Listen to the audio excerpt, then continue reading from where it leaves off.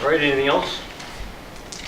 Governor, you're going to attend the AFL-CIO convention this afternoon, and I'd like to know what you're going to tell them, and also respond to the Republican critics who say that you are doing what the unions want you to do. Well, I look at what I intend to do and what I can accomplish for Minnesota through the lens of what I think is best for the state of Minnesota and all of its citizens, not one particular group within the state, and I'll continue to make my decisions on that basis. And so what else to say this afternoon? Stay tuned. I'm going to recount, as I have at some of the other gatherings, some of the, the important successes I think we've achieved over particularly the last 2 years, and remind people of the dire straits that we encountered when we took office almost 4 years ago, and say that, as I promised in 2012, if we had a DFL governor and DFL legislature, we'd deliver progress, and I think we have, and we have a lot more to do. We have a lot more people who still need to be employed, but the increase in jobs in the construction industry and other areas affecting AFL-CIO and affecting the state of Minnesota, overall economic growth is something I'm going to highlight. Governor, you caused some alarm within the labor ranks when you suggested earlier this summer that the minimum wage law may need to be reviewed for potential changes regarding restaurant workers. Have you given any more thought to that? I haven't, to be honest. I haven't given much thought to specific pieces of legislation because it's presumptuous on my part to assume that I'm going to be around. And next year, I tell audiences that a year from now I'll either be in Boavic or Bolivia. And I'm not going to presume on either one of those outcomes until people in Minnesota decide. Governor, on Sunday, the Star Tribune did a piece about community action in Minneapolis, a nonprofit that the state has given significant resources to. Should the state do a better job of vetting nonprofits before it allows these grants? And perhaps, Commissioner, you want to take this too, since it was Well, we're meeting on that subject right after this press conference. So it was very concerning, and from everything I know, is far away from the norm in terms of how these agencies conduct themselves, which are at the community level, very close to the citizens, very close to people in poverty or struggling in every way possible to provide assistance to them. And so I was first personally really appalled at what was said there, recognizing that there may be other sides to the story, but we are going to look at it. I believe the city is going to do the same, and we'll talk with the city as well to see if we coordinate our initiatives, but I take it very seriously. Can I say one thing, Governor? You asked if there should be more oversight. I just wanted to point out that we did see red flags with this organization, and that's why we did an internal audit.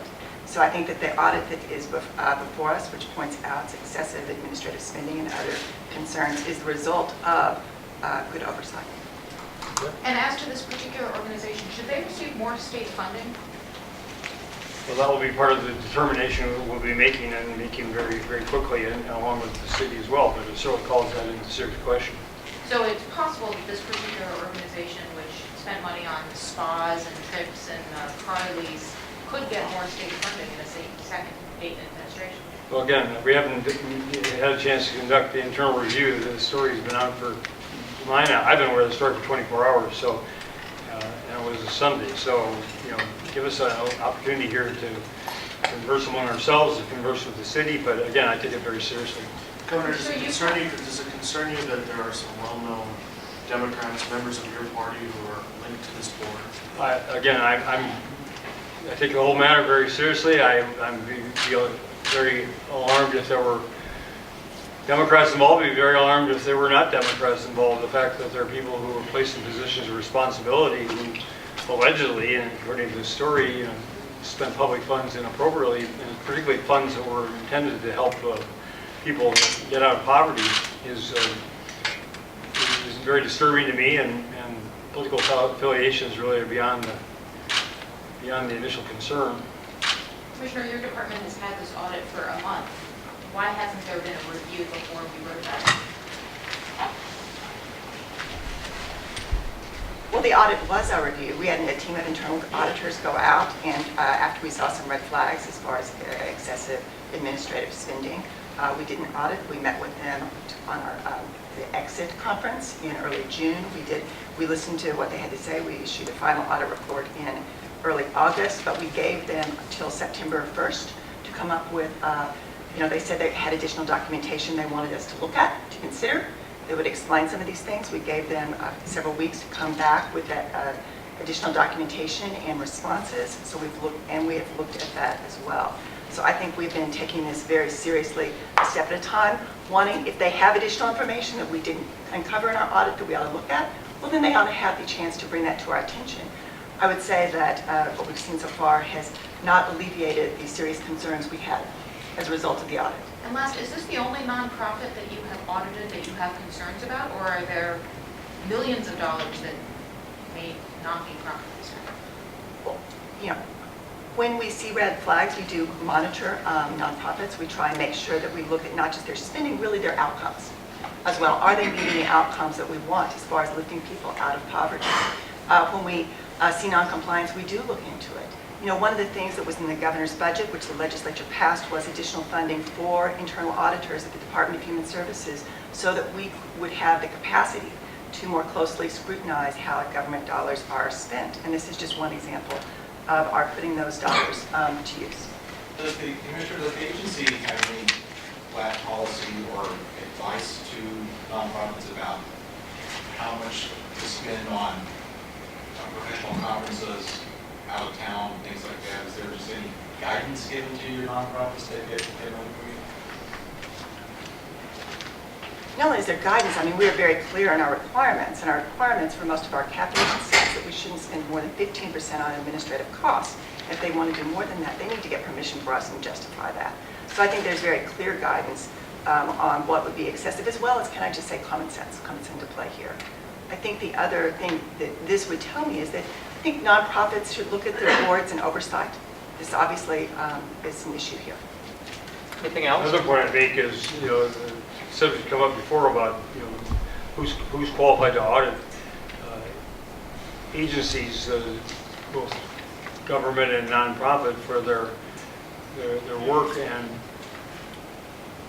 according to the report anyway, this operation was audited on at least some kind of annual basis by a private certified public accountant, which says that their dollars are accounted for within the scheme, but they don't do performance audits, meaning they don't look at the applications of rules and regulations, and they don't look at the percentages and outcomes that have been occurred. And that's the reason why public auditors like the state auditor and the legislative auditor, who have that expertise and who do that regularly, have a far greater ability to make these assessments than private firms that don't have that expertise. Speaking of spending taxpayer money, your opponent, Jeff Johnson, is really putting you, kind of holding your feet to the fire about taxes already being too high in the state of Minnesota. Can you just kind of talk a little bit about the tax code reform that you're proposing? Well, we raised taxes on the income taxes on the wealthiest 2% of them, so that's the part that conveniently gets left out of his tax and other attacks. The 98% of people making less than $250,000 a year did not have an income tax increase since I've been governor, and in fact, a couple million of them received income tax reductions because of the federal conformity measures that were adopted in last spring's legislative session. We raised taxes because we faced a projected deficit, and because we still owed the schools a couple $2 billion from previous years, and so we either had to make more drastic cuts in health and human services and education, or we could raise taxes on the wealthiest 2%, which I said from the beginning of my campaign I thought was appropriate from an equity standpoint, and use that money, invest that money in things like early childhood education and all-day kindergarten and tuition freezes at the university and minuscule campuses. And I think those results speak for themselves. We have one of the faster growing economies of any state in the nation. We have rated by Forbes magazine have the 8th best business climate by numerous surveys of both quantitative and qualitative results in terms of business climate and economic growth. We rank very high.